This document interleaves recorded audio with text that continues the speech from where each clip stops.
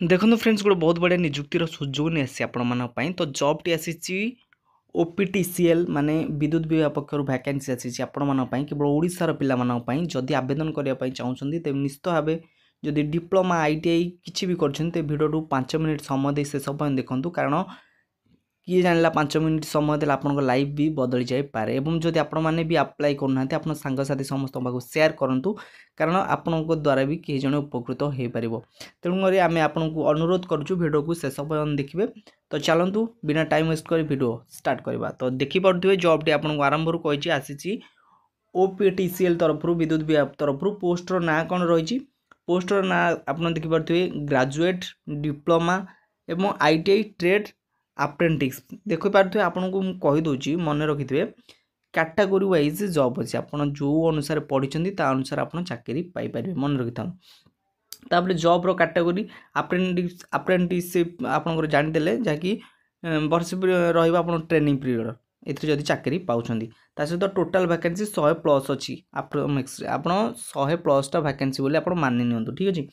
Application mode केमती आवेदन करेंगे ना ऑनलाइन माध्यम आपको आवेदन करने पड़ो। जॉब रो लोकेशन आक्रॉस ओडिशार जेकोसी स्थान में आप चाकरी पाइबे जदि आपण आवेदन करुँच सक्सेस होती ठीक अच्छे मन रखि था। ऑफिशियल वेबसाइट www.optcl.co.in आपड़ जदि आवेदन करने चाहते यही ऑफिशियल वेबसाइट को जिबे एवं आवेदन करें। आम देखा बयस सीमा आपन को केते बयस होता दरकार मिनिमम 18 वर्ष ठीक मिनिमम 18 वर्ष होता दरकार 18 रु अधिक हेल्ले चलो कि 18 रु कमिले हेनी 18 माने 17 वर्ष हेनी 18 रु जिते अधिक हेल्ले भी आपंकर चलो। एजुकेशन क्वालिफिकेशन आपको कहीदे कैंडिडेट मस्ट फॉलोइंग क्वालिफिकेशन माने आप आईटीआई हो ग्रेजुएशन हो जहाँ भी ऊपर मुझे कहली से किसी भी जब आप पास कर तेज निश्चित भाव आवेदन करें मन रखि था। तो engineering graduate B BTech electrical IT electronic telecom आज पर डिसिप्लिन देखि पारे आपन जदि इंजीनियरिंग ग्रेजुएट पकड़ा चाहते बी बीटेक इलेक्ट्रिकल किंबा आईटी इलेक्ट्रोनिक्स आपन सबू नहीं दरकार एवं जो माने इंजीनियरिंग ग्रेजुएट आवेदन करने चाहते से बी बीटेक मु आरंभ कहीदेली सहित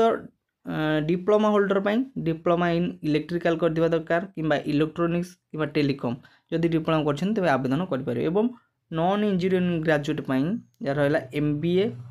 एमएसडब्ल्यू पीजी जदि करछंती ताहले आपण एथिपई आवेदन करें। लास्ट रहा आईटीआई पिला तो देखि पार्थ आईटीआई अप्रेंटिस सेम जहाँकि आईटीआई माने इलेक्ट्रीशियन किंबा इलेक्ट्रोनिक्स मेकानिक ट्रेड जब ट्रेड से आपड़ होते तेज निश्चित भाव जॉब आवेदन करूँ आपड़ पाइज आज्ञा बहुत बढ़िया जॉब अटे आपण मानी एमाने किसी एक्स्ट्रा क्राइटेरिया आप आड कर ठीक अच्छे।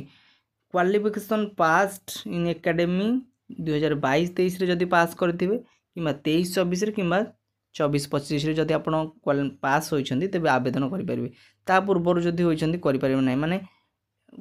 21-22 होते करें मन रखि था यहाँ ता सहित आप apprenticeship registration NATS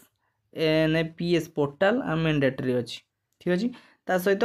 bank account must be Aadhaar linked मन रखि था बैंक अकाउंट रे आधार लिंक होइतिबा आवश्यक एवं आपण को आम कहीदे मन रखि था जहाँ भी आम कहूँ ताकू भल भाव आपड़ जाणी नियंतु तापर जाके आवेदन करेंगे।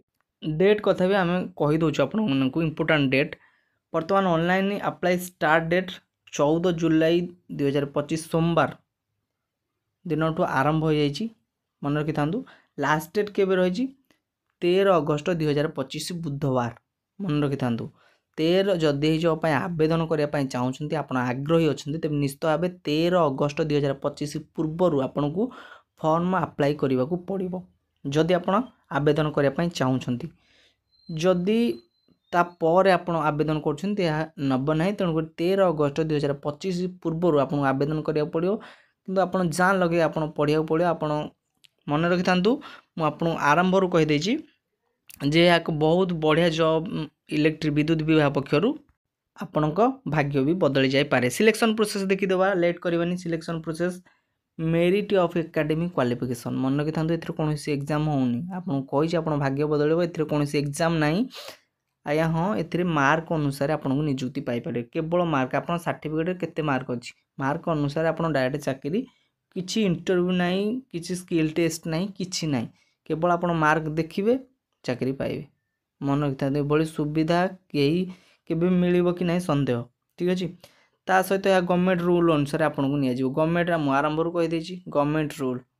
ठीक अच्छे ओडिशा गवर्नमेंट रूल तेणुक जदि आप आग्रही अच्छा तेज डेरी नक निश्चित भाव आवेदन कर दिंतु एवं जदि वीडियो पसंद आसी वीडियो गोटे लाइक करूँ आप हृदय तरफ गोटे लाइक करूँ एवं सांगसाथी मानक निश्चित शेयर करेंगे कारण जदि आपण मैंने आवेदन करना आप सांगसाथी हेल्प हो पार तो केमती लगला वीडियो पसंद आसिले गोटे लाइक करेंगे रोची नमस्कार।